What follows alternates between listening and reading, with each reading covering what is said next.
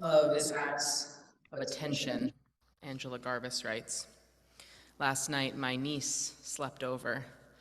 She is 4 years old, almost 4 years old, to my daughter's almost 3. And as we tucked them in last night, we usually stay in the room until my daughter Tony falls asleep. I turned to Vivi and I said, "We'll stay here until you fall asleep." So my wife and I, we sat in the room in the dark, waiting for that kind of breathing that we know of Tony's, the one that means she's deep in slumber. But Livia and I, we leaned into each other at one point about 10 minutes in and said, "I don't know what Vivi's sleeping breath sounds like."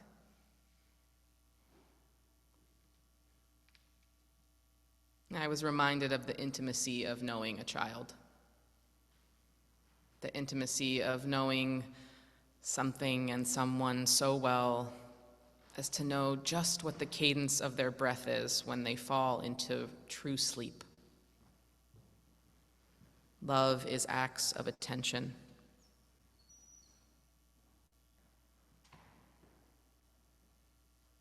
I never feel more soulful or more intentionally spiritual than when I am parenting. I try to bring to bear everything I know about being a good human, how to love and forgive, how to be patient and instructive, how to be present.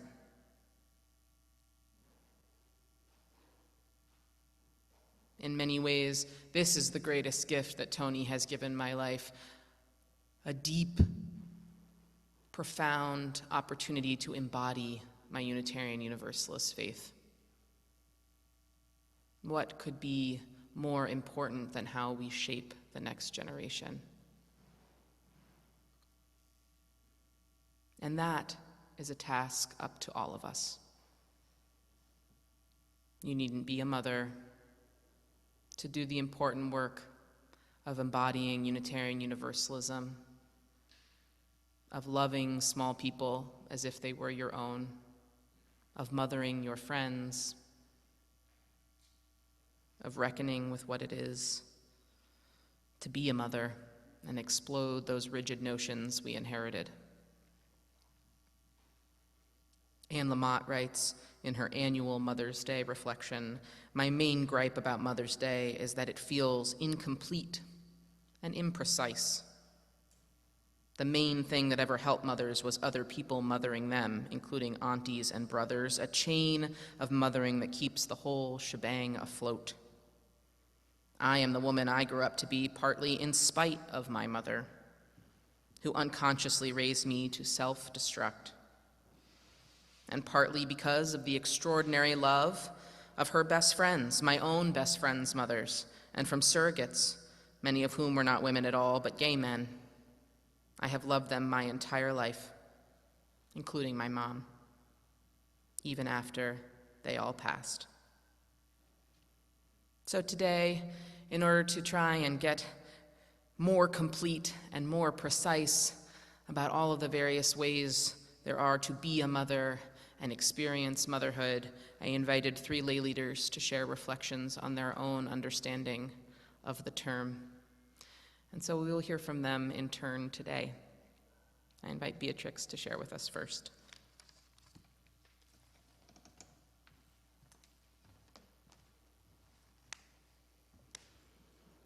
Good morning, everyone. My name is Beatrix Bellog, and I use she, her pronouns. For visual reference or frame of reference, I am a 32-year-old white female with shoulder-length brown hair and shiny rose gold glasses. Today I'm wearing a royal blue shirt with a black cardigan.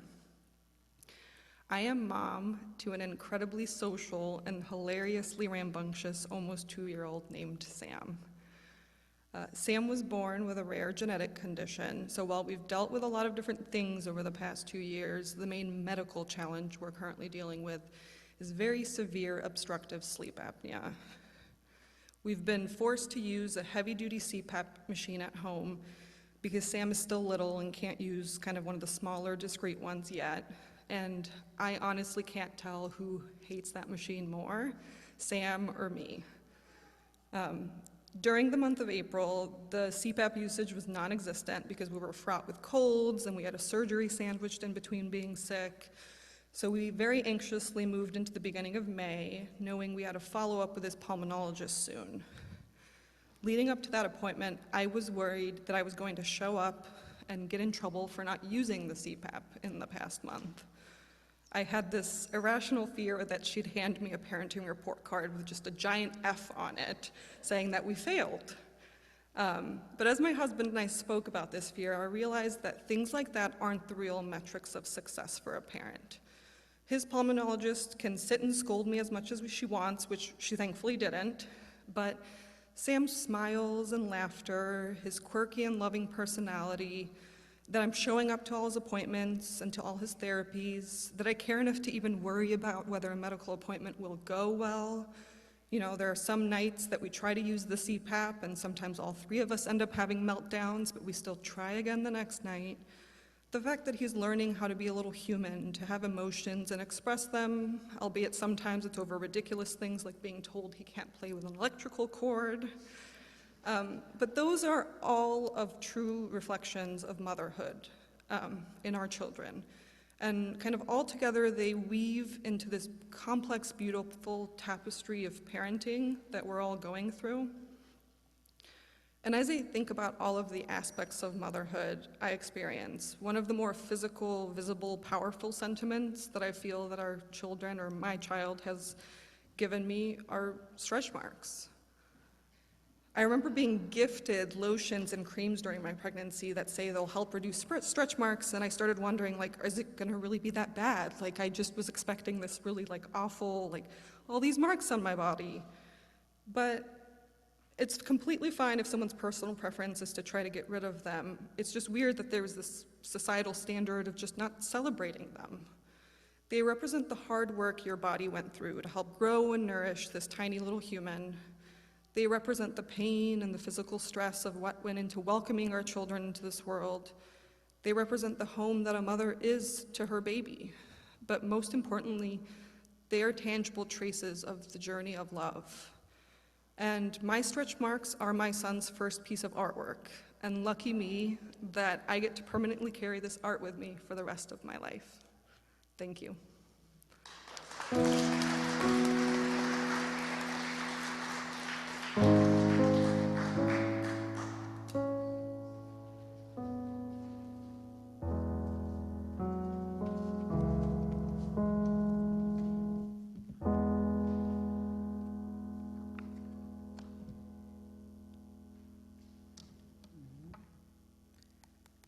See if I can get the tech to work. And this. Good morning, everyone. My name is Grace Ankrum Pandey, and for points of visual access, I have warm blonde hair. I'm a tallish woman of middling age, lower middling age, with glasses and a white blouse and robin's egg blue cardigan, and a necklace made from shells from my home state of New Mexico.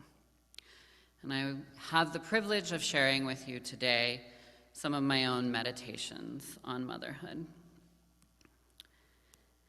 I doubt many of you have ever experienced a herd of cattle by way of ranching, but when I initially thought of motherhood for today, I thought of cattle, my family's business. Like many mothers in nature, cows are as ferocious protectors of their calves as they are sweet to them. My family would move them from one pasture to another via horseback each season. In those long, often 10-hour days, there was always one pair, usually a cow with a very new babe, where my mom would lean out of her saddle and say, "Watch her, she's on the hook." This means that the cow, regardless of horns, would thrash or charge towards anyone who came too close to her baby, while also assertively pushing the calf along the trail away from others. The more I meditated on motherhood this week, the more stories like this I have remembered from the life lessons received from the various mothers I've had the privilege to watch. Initially, I had not thought I would be able to articulate a connection to motherhood when Reverend Hannah asked me to speak to you today. I am both a trans woman who chose not to have children from my own body, and my relationship with my own mother is estranged to our very different outlooks on life, specifically on my life.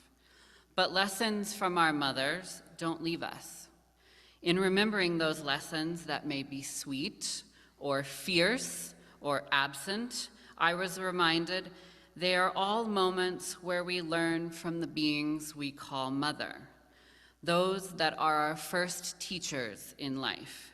They may not be the greatest person to you, or they may, but they are our first eyes into the world. Today, we see mothers come in all manner of ways: stepmothers, long-term girlfriends, single fathers, aunts, queer house mothers, mentors, and the list goes on and on. It is a role reimagined in ways that were once only dreamt of, but a role still teaching us boundaries, pain, joy, and love. Even in her absence, I find daily my mother is still with me, leaning over with a warning or pushing me along, and I listen or move sometimes to spite her, and sometimes to honor her. In honoring her, I know that she's in my style, my cadence, my responses to life's events, dramatic or not, my ferocity, my resilience, and my heart. So today, let me be a reminder that mothers are everywhere, looking more diverse than ever, and you can hold them in your heart in more ways than one at the same time.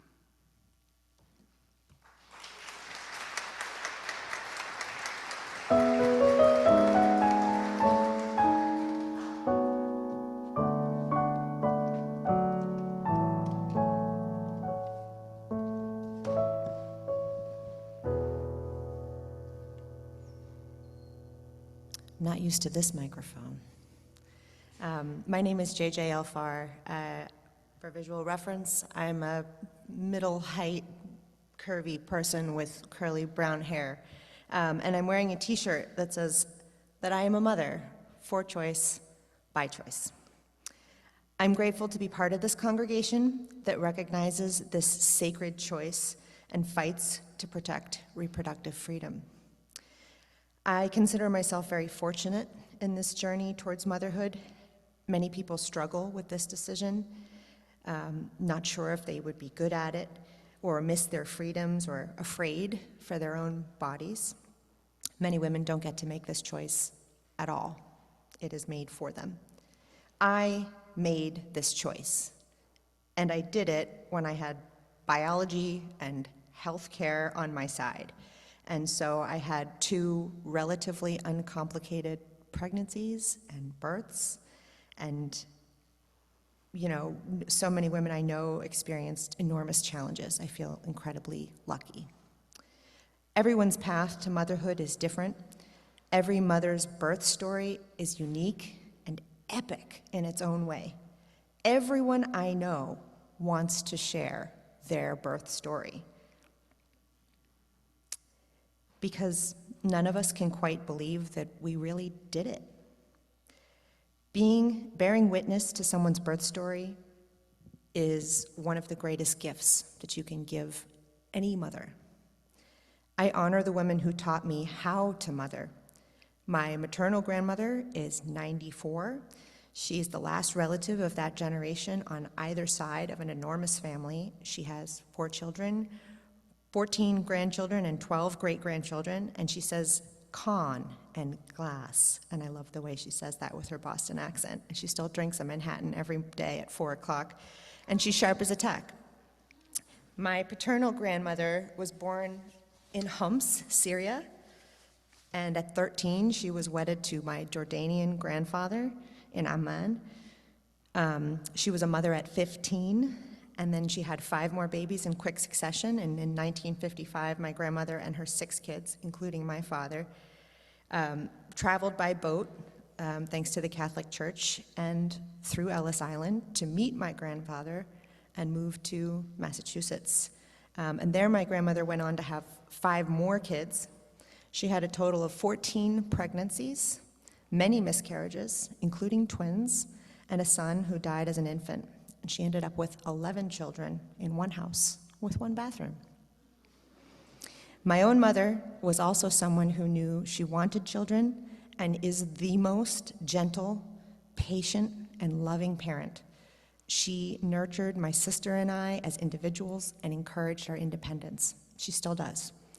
And when Trump was elected in 2016, she got on a bus with me at 4 in the morning down to Washington for the Women's March. These women are my heroes, and I honor them every day and today. After I had my first child, I read this book called The Conscious Parent by Shefali Saberi, and she says, "The pillars of your selfhood have to crumble to make way for another life, another story, another whole person." I'm still recovering, I think many of us are, from the isolation and the fear and the anxiety and just the impossible situation that many of us were in the years of COVID and young children at the same time. And Zoom also created that window for caregivers to see the lack of structural support in our country. And the invisible labor of motherhood is now visible. This is about the same time that I found this congregation and Reverend Hannah and the 2 mothers on the pulpit. And for someone who grew up Catholic, it just felt like a revelation and a refuge. Thank you, Reverend Hannah, for welcoming me and my rowdy children in here. It's no coincidence that young people today, I think, are struggling and they're not sure about bringing children into a world that feels scary. And I agree, it is scary. Motherhood is a kind of forced optimism. Yes, we opted into it, but no, it's not easy. And I am grateful for my sister, Annie, and my friends who have stepped in and helped share the load, take me or my kid out, serve as bonus grown-ups. Everybody tells you it takes a village, but that takes time to build. And so this is another one of the greatest gifts that you can give a mother. It provides the most beneficial type of support and acknowledges that what she is doing is brave and necessary and important. I think of the mothers in Gaza right now, trying to give birth, trying to sustain life, trying to be brave. I think of the mothers in Israel, racked with anxiety about the fate of their loved ones. And I feel that survival depends on motherhood, creation, growth, care. These are the antidotes to war, the ingredients for peace. Motherhood is an act of resistance. Thank you. Hi, I'm Reverend Hannah Capaldi. And I'm Reverend Abby Tennis. We are the ministers at the First Unitarian Church of Philadelphia, where our mission is to awaken love and justice in our lives and in the world. We're so grateful that you watched, and we hope that the sermon connected with your soul. We also want to invite you to join us for a live worship service every Sunday at 11 a.m. Eastern Time. You can always find the link to that service on our website at www.philauu.org. In these services, you'll hear words like you've just heard, and you also get a chance to greet one another, pray together, sing together, and we even hold a virtual coffee hour after services to get a chance to greet some new and old friends. If you want to support the mission of this community and you feel moved to give, you can do so by going to the website that Reverend Abby just mentioned. You can find that link below, or you can text 215-709-5095 and follow the prompts to give.